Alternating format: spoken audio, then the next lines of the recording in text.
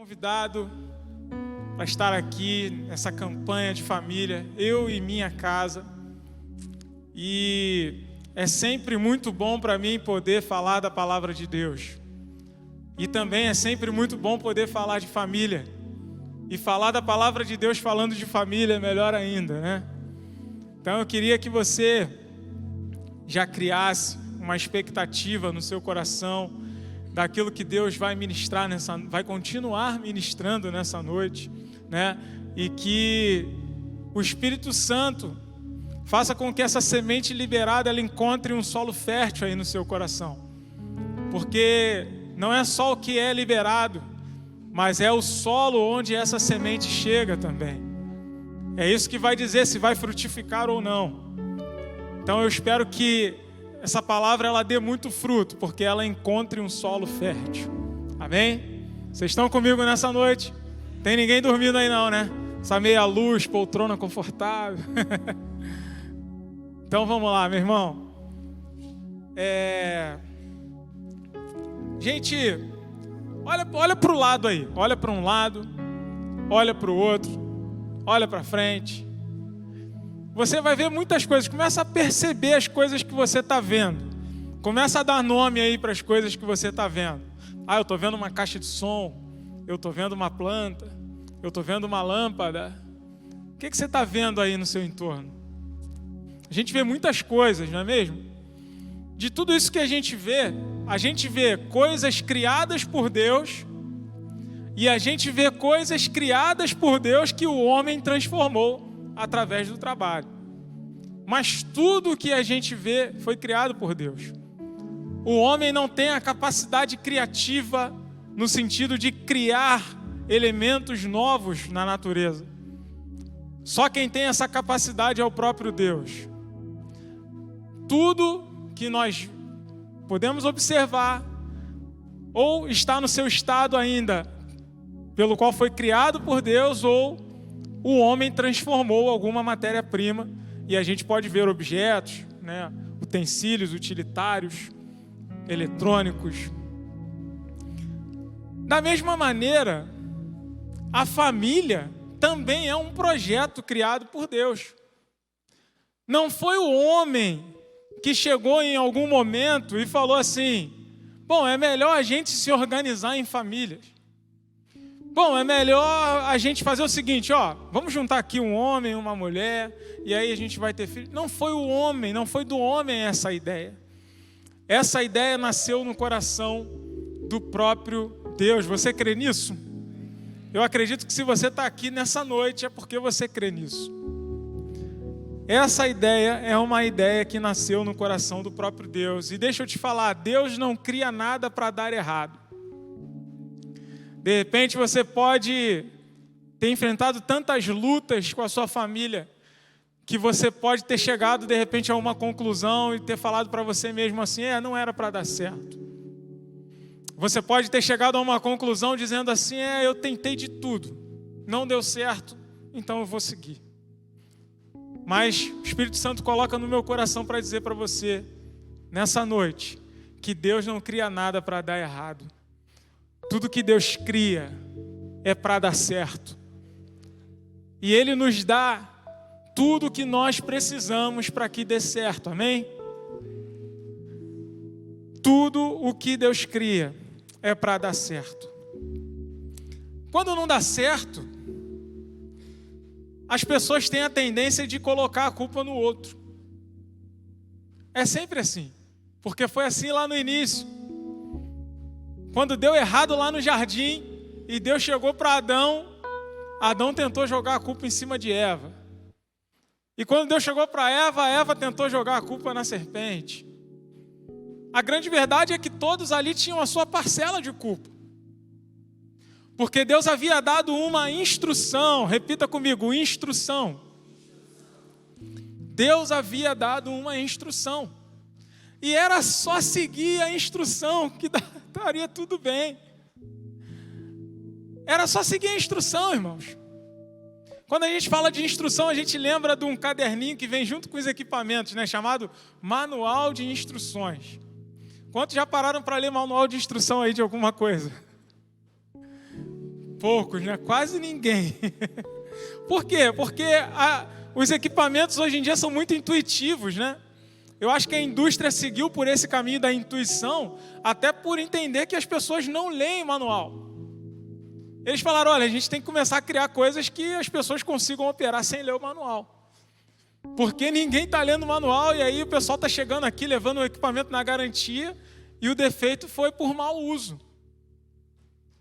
E aí eu te digo, se uma família está dando errado, se uma família está se desfazendo, o defeito não é culpa do fabricante. Isso eu posso te afirmar com certeza. É com certeza mau uso. O problema é que quando alguém olha para a gente e fala assim acontece quando a gente leva o equipamento, né, e o camarada fala, olha, isso aqui a garantia não cobre. O problema é por mau uso. Você se sente ofendido. Você fala, como assim eu fiz mau uso? O equipamento aqui não vale nada. O equipamento aqui não presta. Mas não é verdade. Muitas vezes foi mau uso mesmo. O problema é que quando a gente fala a respeito da nossa família, se alguma coisa está dando errado e alguém diz ou faz a gente entender que a culpa é nossa, a gente se sente ofendido. E a ofensa, ela nunca traz coisas boas. A melhor coisa que nós temos a fazer é nos livrarmos o quanto antes da ofensa. Porque a ofensa, ela vai gerar ira. E a Bíblia diz até que a gente pode se irar. Mas ela fala, irado, não pequeis. Ou seja, quando você se irar, não faça nada. Quando você se irar, não produza nada. Porque nada que a ira produz vai trazer algo bom na sua vida. Então, não estou apontando o dedo para ninguém aqui, até porque a minha família tem muitos defeitos. E a gente precisa sentar, conversar, se acertar, para que a convivência seja possível e seja boa, também na medida do possível. Né? Então, quando há problemas na família, a culpa não é do fabricante, mas é nossa. Alguma coisa nós estamos fazendo de errado. É necessário refletirmos. É necessário pararmos para pensar. Eu estou fazendo um trabalho de conclusão do curso que eu estou fazendo e eu estou lendo um autor que ele diz o seguinte, olha, a única coisa que pode fazer a sua prática amanhã ser melhor do que a de hoje é você refletir sobre a sua prática de hoje. Então você precisa parar e pensar como nós estamos fazendo, onde nós estamos errando, onde nós temos uma oportunidade de melhoria e mudar. Quando você chegar à conclusão de onde você está errando, você precisa tomar então uma atitude. Eu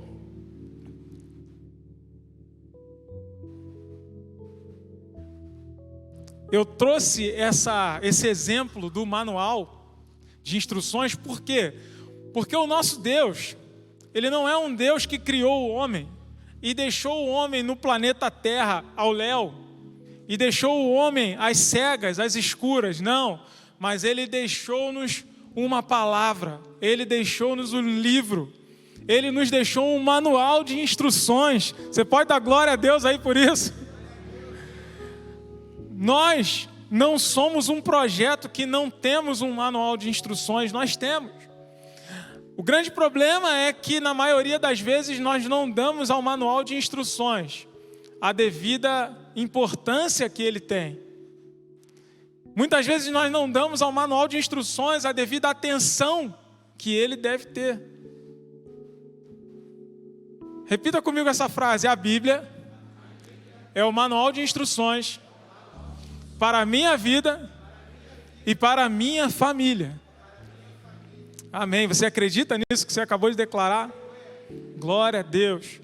Deixa, irmãos, o Espírito Santo ministrar profundamente no teu coração nessa noite. Porque a gente vive um tempo que, diferente dos crentes de Bereia, As pessoas, elas têm se deixado levar por qualquer vento de doutrina.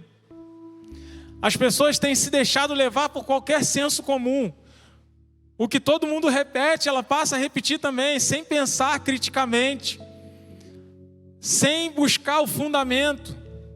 Mas por que está se falando isso? Isso está lá na Bíblia? Aonde? Qual é o contexto? O que está acontecendo? Eu preciso entender. Nós precisamos ter avidez por isso.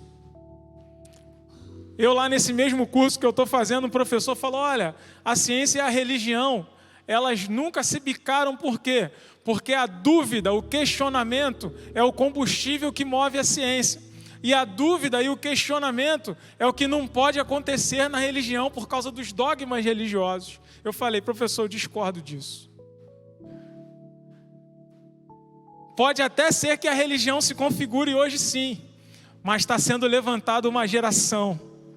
O Senhor está levantando uma geração de pessoas que não se contentam apenas com aquilo que está sendo repetido, de pessoas que não se contentam em ser papagaios de pirata, mas Deus está levantando uma geração de pessoas que vão buscar na palavra, sedentas, aquilo que o Espírito Santo está dizendo à igreja nesses dias. Você crê nisso? Eu creio nisso. E aí o professor tentou mudar de assunto, porque ele viu que já se levantaria uma discussão que tiraria o foco da aula. Mas eu falei, eu estou pronto aqui. Se quiser, a gente vai falar disso aqui o dia inteiro. Mas é isso, irmãos. A gente precisa dar a devida importância à Bíblia. E eu queria ler com você agora algumas passagens bíblicas que falam a respeito disso. Talvez você não tenha uma visão direta, né? Não linke diretamente a esse assunto, mas quando eu trouxer para você, você vai ver que tem a ver com isso. A primeira passagem que eu quero ler com você está lá em Mateus, no capítulo 7, a partir do versículo 24. Eu estou lendo aqui, se eu não me engano, essa daqui é a versão na nova tradução na linguagem de hoje. Diz assim, quem ouve, isso é Jesus falando, tá, irmãos? A parábola dos dois fundamentos. Quem ouve esses meus ensinamentos e vive de acordo com eles, é como um homem sábio que construiu a sua casa na rocha. Caiu a chuva, vieram as enchentes, e o vento soprou com força contra aquela casa. Porém, ela não caiu, porque havia sido construída na rocha. Quem ouve esses meus ensinamentos e não vive de acordo com eles, é como um homem sem juízo, que construiu a sua casa na areia. Caiu a chuva, vieram as enchentes e o vento soprou com força contra aquela casa. Ela caiu e ficou totalmente destruída. A gente vê Jesus falando aqui no início do versículo 24, ele diz, quem ouve esses meus ensinamentos e vive de acordo com eles, é como um homem sábio. Então Jesus está comparando aquele que ouve os ensinamentos e pratica, ou seja, aquele que age conforme o manual. Amém? Aquele que age conforme Jesus está orientando, conforme ele está ensinando. Ele diz que será comparado a um homem sábio. Quantos querem ser comparados a um homem sábio aqui? Ou uma mulher sábia? Então você precisa ouvir o que Jesus ensina e colocar em prática. Agora, é interessante que no outro exemplo, do outro fundamento, onde ele diz que a casa caiu, que a casa não resistiu às intempéries, ele não diz que foi alguém que não ouviu os seus ensinamentos. Pelo contrário, ele diz que foi aquele que ouviu os ensinamentos, mas não praticou. Olha aí o perigo, porque nós que estamos frequentando uma igreja, que somos membros de uma família da fé, nós estamos sempre ouvindo ensinamentos, porque eu estou aqui há 22 anos, irmãos, vai fazer 23. E eu ouço saindo sempre desse púlpito, dessa plataforma, ensinamentos sólidos, ensinamentos que te propõem a avançar, que te propõem a crescer, ensinamentos que querem que você saia do lugar onde você está, para que você alcance a plena varonilidade, como diz lá em Efésios 4, que está em Cristo Jesus. Eu sempre ouço esses ensinamentos saindo daqui dessa plataforma. E se você está ouvindo e não está pondo em prática, você se enquadra nesse segundo exemplo de Jesus. Talvez eu esteja falando com pessoas aqui que as intempéries já vieram e já derrubaram a casa. Talvez eu esteja falando com pessoas aqui que estão com a sua casa em ruínas. Talvez eu esteja falando com pessoas que já não têm mais esperança. Talvez eu esteja falando com pessoas que não sabem mais o que fazer, que estão completamente perdidas. Mas eu quero dizer para você, há esperança. Ao cheiro das águas vai brotar. Como diz o profeta Isaías. É Isaías ou Jeremias? É um dos dois. Está na Bíblia, está na Bíblia. Ao cheiro das águas vai brotar como uma planta nova. Aquele tronco que estava cortado, lançado fora como um tronco morto, como algo que não poderia mais gerar vida. A palavra diz que dali Deus é poderoso para fazer gerar vida novamente. Se você chegou aqui com a sua casa destruída, acredite, Deus pode fazer a sua casa ser reerguida novamente. Não deixe o inferno, o diabo roubarem essa esperança do seu coração. Não deixe as situações do dia a dia roubarem essa esperança do seu coração. Mantenha essa chama acesa. Confie naquele que é poderoso, naquele que é fiel, naquele que prometeu e é fiel para cumprir. Porque não é o pitch que está falando, é a palavra de Deus que nos garante isso. Há esperança. Mas talvez eu esteja falando aqui para pessoas que são como essa, comparado a um homem sem juízo, que ouvem e não praticam, porém pela misericórdia de Deus ainda não passaram por essas intempéries que derrubam a casa. E o Senhor está falando nessa noite, está dizendo, mude de atitude, antes que as intempéries cheguem. Você que edificou uma casa sobre a areia, de repente você edificou uma casa sobre a mentira, de repente você edificou uma casa sobre um adultério, de repente você edificou uma casa sobre algo que não era aprovado pelo Senhor, e não é uma questão só de ser aprovado, é uma questão de princípios. Se você constrói sobre a areia, não tem como resistir às intempéries. Virão as chuvas, virão as enchentes e a casa vai cair. Então o Senhor ainda está te dando tempo. Ele te trouxe até aqui para te dizer, mude de atitude. Comece hoje a edificar uma casa sobre a rocha, em nome de Jesus. Pete, mas o que é a rocha? Que a palavra fala aí, eu quero edificar, mas o que é a rocha? A rocha firme e inabalável é o nosso Senhor Jesus. São esses ensinamentos que Ele está dizendo aqui. E todos esses ensinamentos que você tem escutado, que você tem aprendido, construa a sua casa sobre ela, sobre eles. Aleluia.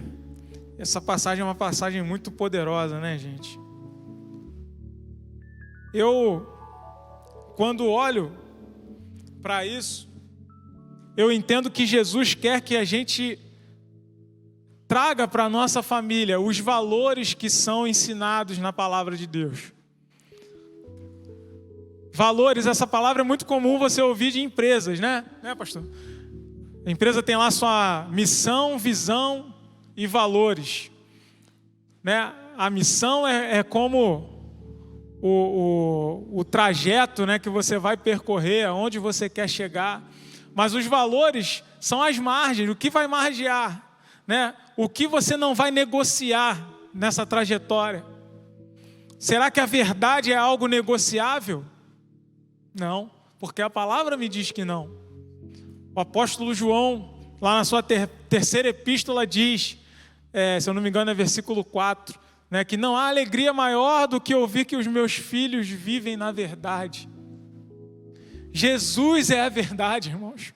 Se Jesus é a verdade não pode ser negociada. A verdade precisa ser um fundamento, a verdade precisa ser um dos valores. Então, se você está na sua casa e o seu filho atende o telefone, é alguém que você não quer falar naquela hora, não diga para ele que você pedir para falar que você não está em casa. Você está negociando valores, você está negociando a verdade. E Deus não compactua com a mentira. Então, não é que Deus esteja tirando a mão de sobre você e sobre sua casa. É você que está saindo de debaixo da mão dele. Porque o Senhor, Ele não é fiel a mim. Ele é fiel à sua palavra. Você entende isso? A gente já cantou muito, a gente fala muito isso. O Senhor é fiel a mim. Mas na verdade, Ele é fiel a você enquanto você estiver no esconderijo do Altíssimo. Enquanto você estiver debaixo da mão poderosa dEle. Enquanto você estiver pautando a sua vida nos princípios que Ele estabeleceu. Fora disso, você está correndo risco. Fora disso, você está vulnerável. E a sua casa também. Lá no livro de Josué, se eu não me engano, no capítulo 7 também, a gente vê ali o relato da história de um homem chamado Acã. Acã foi um homem que era da tribo de Judá, de uma das famílias da tribo de Judá. Mas ele foi um homem que se deixou seduzir pelas riquezas. Quando a nação de Israel atravessou o Rio Jordão, eles ainda tinham muitos territórios para conquistar. E Deus falou para ele, olha, dessas riquezas, elas já estão todas condenadas, eu não quero nada disso, então vocês não vão pegar nada desse povo. Seja ouro, prata, eu não quero que vocês metam a mão em nada disso, porque está tudo condenado, tudo oferecido a falsos deuses. E o que Acã fez? Se deixou seduzir, negociou valores, não atentou às instruções, ao manual. E o que aconteceu, irmãos? Lamentavelmente, Acã e toda a sua família, seus filhos, suas filhas, todos foram mortos, apedrejados. Ali a gente vivia uma outra aliança. E ali havia já uma determinação. E por descumprir, Acã levou a cabo toda a sua casa. Foi uma infração ao manual. Destruiu toda uma família.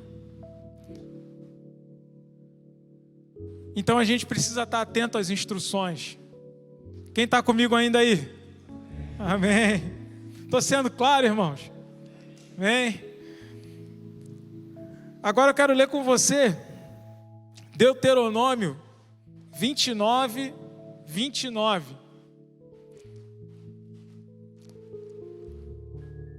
Deuteronômio 29, 29. Diz assim aqui nessa versão: há coisas que não sabemos, e elas pertencem ao Senhor, nosso Deus. Mas o que Ele revelou, isto é, a sua lei, é para nós e para nossos descendentes para sempre. Ele fez isso a fim de que obedecêssemos a todas as suas leis. Vamos trocar leis aqui por instruções.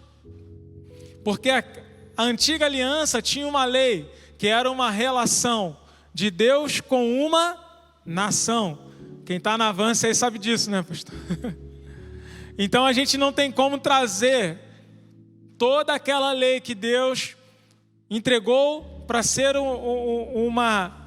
para ser parâmetro na relação de Deus com uma nação. A gente não tem como trazer toda essa lei para ser parâmetro na relação hoje na nova aliança, no tempo da graça. Hoje quem nos trouxe o parâmetro foi o nosso Senhor Jesus. Amém? Já fala lá em Romanos 8 que a lei do Espírito da vida, ela nos libertou da lei do pecado e da morte. Portanto, nenhuma condenação mais há para aqueles que estão em Cristo Jesus. Você tem essa palavra aí no teu coração? Glória a Deus, é necessário. Sempre que a gente for ler um texto da antiga aliança, a gente precisa colocar essa lente da graça, né? Temos aprendido isso aqui com o nosso pastor na escola Avance, e é fundamental esse conhecimento. Mas aqui está dizendo que tudo que Deus nos revelou é para que a gente obedeça. Gente, Deus quer que sejamos prósperos, Deus quer que sejamos saudáveis, Deus quer que sejamos pessoas felizes, pessoas íntegras. E Ele está dando segredo para a gente aqui. Cumpra as instruções do manual. Isso é fantástico ou não é? Isso é muito bom. Eu queria ler uma outra passagem com vocês. Mas é importante dizer, cultive em sua família os valores ensinados pela palavra de Deus. Cultive. Se eu te perguntar hoje aqui, quais são os valores que regem a sua família? Você saberia me responder? Caso não, talvez seja um momento de você parar e refletir sobre os valores que têm regido a sua casa. Reunir talvez a sua família, falar, gente, vamos estabelecer valores para a nossa casa. E obviamente o manual tem que estar em primeiro lugar. Os valores que a Bíblia ensina precisam ser os primeiros valores que regem a sua casa. Por quê? Para que você viva qual seja boa, agradável e perfeita vontade de Deus. Esse é o contexto lá de Romanos 12, capítulo 2, quando Paulo fala para a gente. Ele diz, não vos conformeis com este mundo, com este século, mas transformai-vos pela renovação do vosso entendimento. Como que você vai ser transformado aí o seu entendimento? Através da palavra de Deus. Através dos valores que ela nos dá para que a gente cultive na nossa casa, na nossa vida.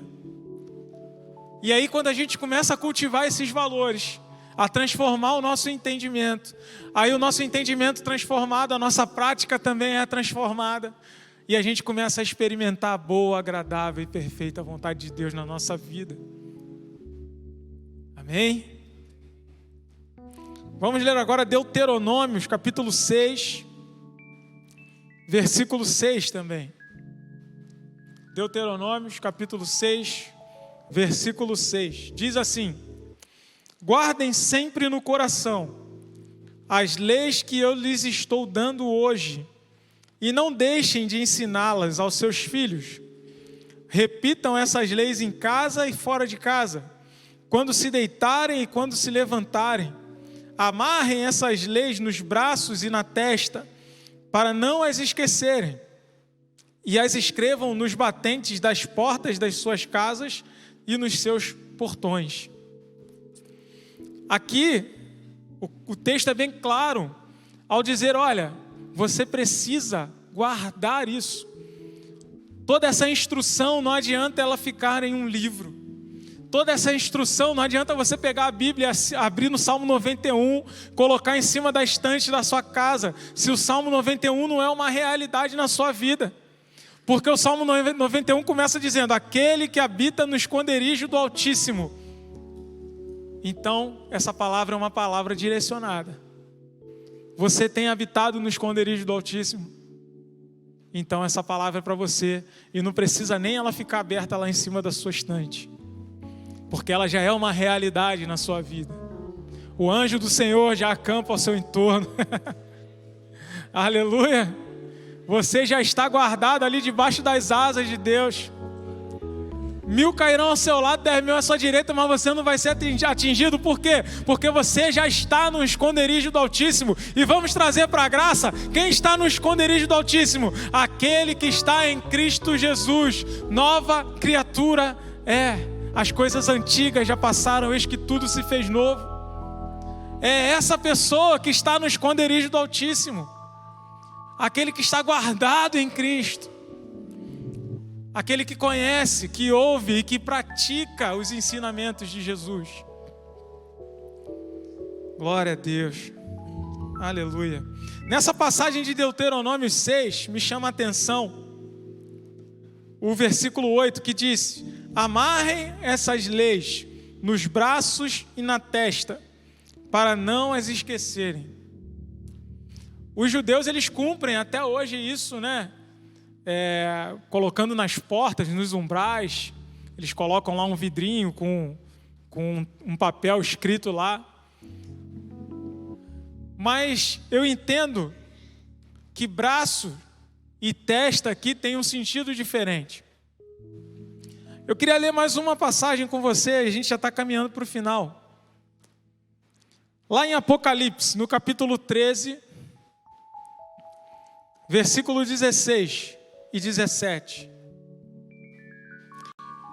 Diz assim, aqui está falando da besta, tá? Da segunda besta.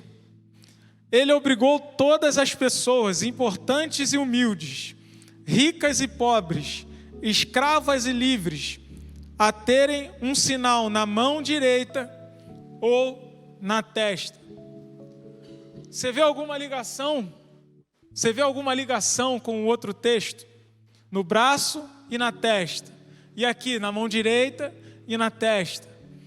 Por que isso? Por que mão direita e testa? Por que braço e testa? Porque braço e mão falam de obras, falam de realizações, fala do que eu faço. Beleza? E a testa? Testa fala de mente, fala de intenções, de motivação, de entendimento.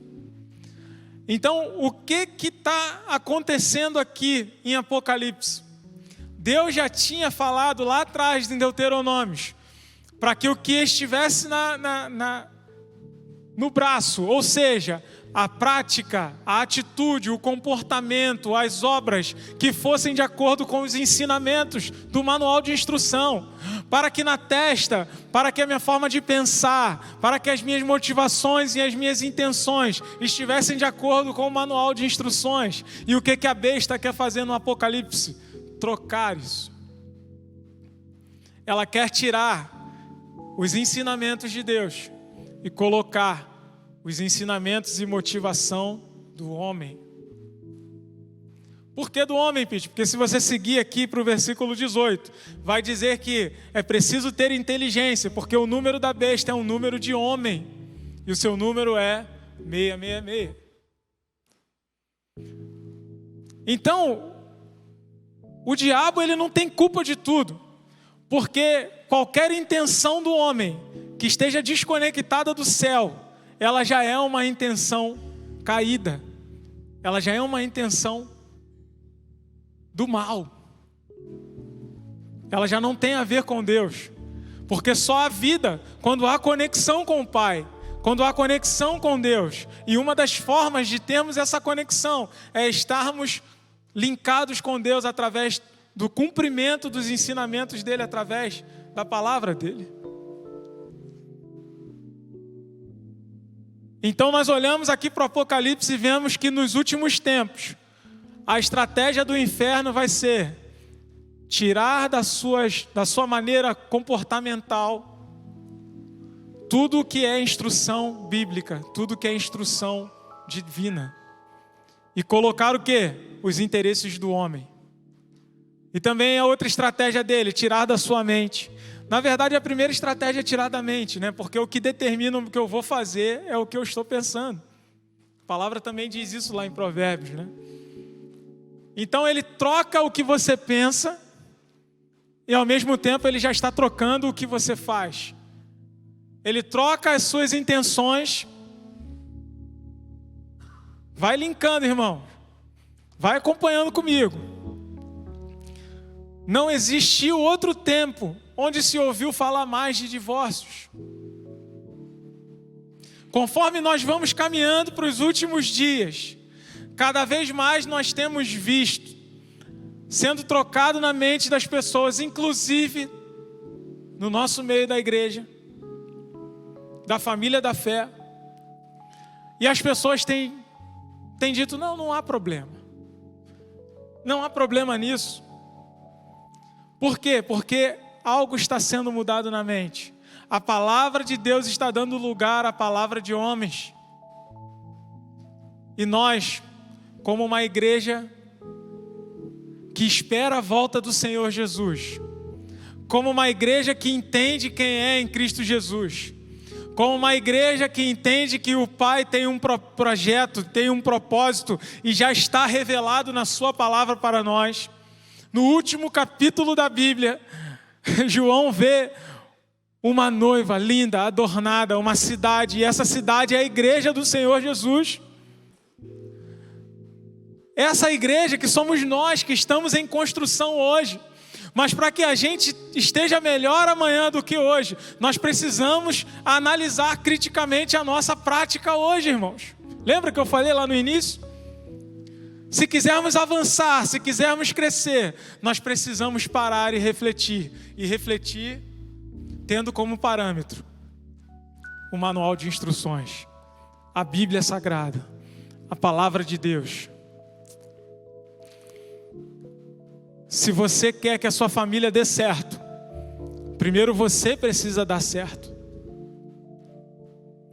Para que vocês sejam um casal inteiro, primeiro você precisa ser um solteiro inteiro, um indivíduo inteiro, para que quando você juntar com outro indivíduo inteiro, vocês sejam um casal pleno.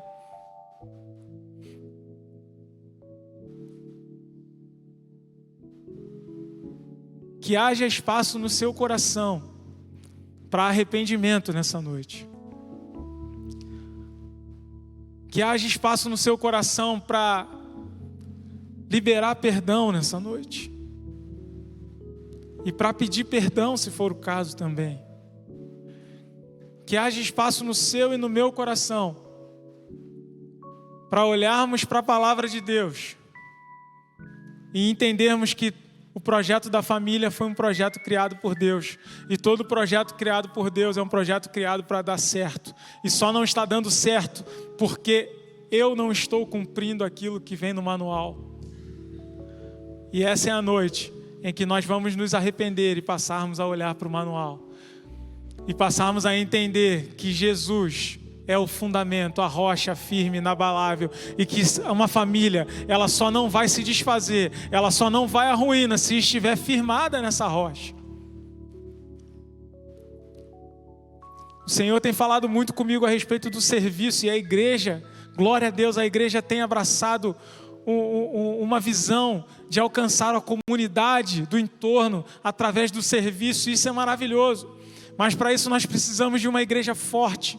E uma igreja forte se faz com famílias fortes. Se coloca de pé, em nome de Jesus. Eu queria orar pela sua vida. E eu queria que nessa noite, eu sei que uma palavra dessa não é uma palavra de muitas glórias, muitos aleluias, né? Mas não precisa ser aqui. Desde que você saia desse lugar pensando, meditando, refletindo. Desde que essa palavra gere arrependimento. Desde que essa palavra gere mudança de vida, transformação. Esse é o intuito. Se isso acontecer, irmãos, ela cumpriu o propósito. E eu tenho certeza que ela vai cumprir, porque a Bíblia também garante que nenhuma palavra que vem do céu, ela retorna para o céu sem antes cumprir o propósito pelo qual ela foi liberada. E eu tenho certeza que muitas vidas estão sendo alcançadas nessa noite. Você que está em casa nos assistindo, deixa essa palavra penetrar no seu coração, deixa essa semente germinar no solo do seu coração. Em nome de Jesus. Pai, como é bom. Como é bom podermos falar da Tua palavra. Essa palavra que é um manual de instruções, Pai. E que muitas vezes ele está engavetado. Que que muitas vezes ele não está sendo consultado como deveria. E muitas coisas estão fora do lugar. Muitas vezes porque o manual não está sendo consultado, porque não estamos dando a devida atenção a ele. O meu pedido nessa noite, Pai, em primeiro lugar, é que o Senhor coloque no nosso coração fome e sede pela Tua palavra.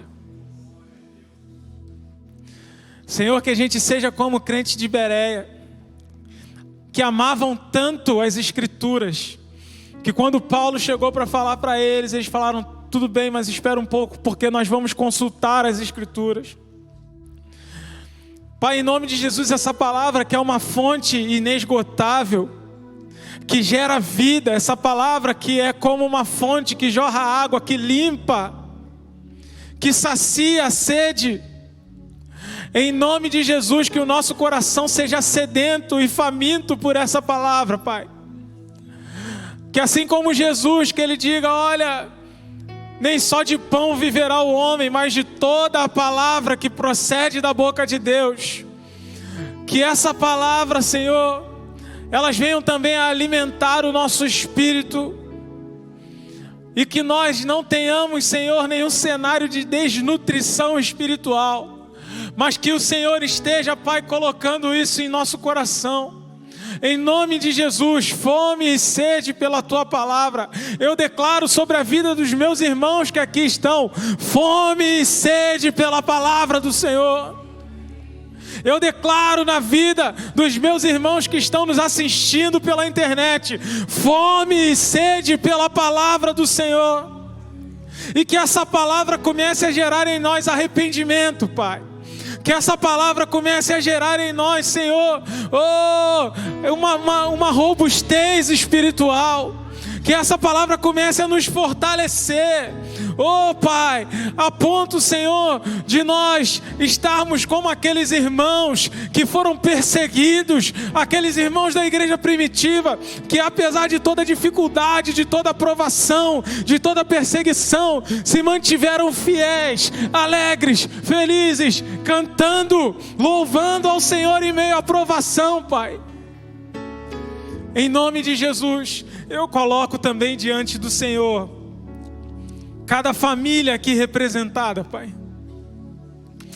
Senhor, o Teu manual, ele não nos dá instruções apenas para a nossa própria vida, mas ele também nos dá instruções de como deve ser o relacionamento familiar. O mundo tem tentado dizer para a mulher: mulher, você não tem que ser submissa ao seu marido.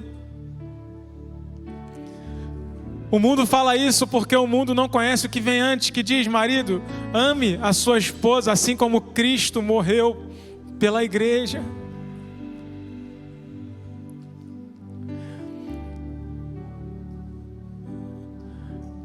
Aleluia.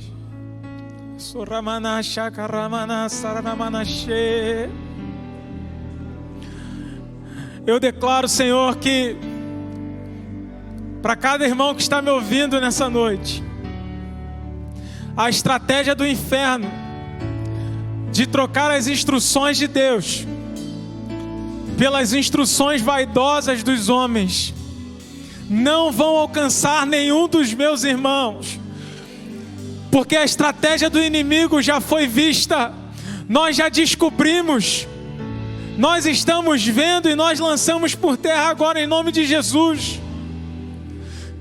Nós já te achamos e nós te repreendemos em nome de Jesus. Senhor, guarda as nossas mentes e os nossos corações. Guarda as nossas intenções, Pai, em nome de Jesus. Que nossa família seja um lugar de refúgio. Que nossa família seja um lugar de descanso. Que nossa família seja um lugar de segurança. Em nome de Jesus. Você pode dizer isso em nome de Jesus. A minha família é um lugar de segurança. A minha família é um lugar de refúgio. A minha família é o melhor lugar onde eu possa estar. Aleluia, Pai, assim nós choramos em nome de Jesus. Amém e amém. Você pode dar um lindo aplauso a Ele, porque Ele é digno. Aleluia.